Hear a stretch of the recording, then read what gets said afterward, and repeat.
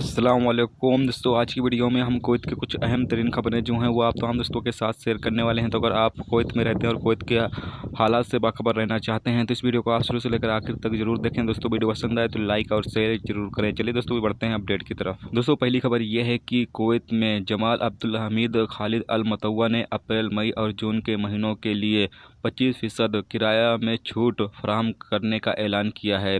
वो चाहे कुवैती शहरी हों या फिर गैर मुल्की हों, जो लोग इन दिनों कुवैत के अंदर रूम भाड़े पर लिए हुए हैं तो उन तमाम लोगों को 25% का जो है वो छूट दिया जाएगा 3 महीनों के लिए।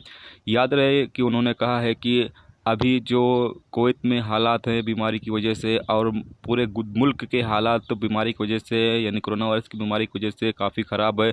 इन तमाम चीज़ों को ध्यान में रखते हुए इंसानियत के नाते ये फ़ैसला लिया जा रहा है कि 25% जो किराएदार हैं उन्हें छूट दिया जाना चाहिए। दोस्तों अगली खबर यह है कि कुवैत हाउली ब्रांच की म्यूनसिपालिटी ने हाउली और सालमिया के इलाकों में तफ्तीशी मुहिम चलाया, जिसके दौरान दर्जनों वर्करों को गिरफ्तार किया गया है जो लेबर लॉ की खिलाफ वर्जी कर रहे थे।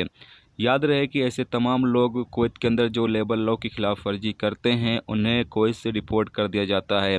तफ्तीश के दौरान इन तमाम लोगों का जब इकामा चेक किया गया तो पता चला इनका इकामा इनके काम से मैच नहीं खाता है, यानी कि इनके कामे पर प्रोफेशन जो है वो दूसरा है और ये काम दूसरा कर रहे थे, जिसकी वजह से दर्जनों वर्करों को जो है वो गिरफ्तार किया गया है और इन तमाम को इमिग्रेशन कार्रवाई करने के लिए भेज दिया गया है। इमिग्रेशन कार्रवाई करने के बाद इन तमाम लोगों को कुवैत से डिपोर्ट कर दिया जाएगा और दोबारा कुवैत आने पर पाबंदी भी आयद कर दी जाएगी।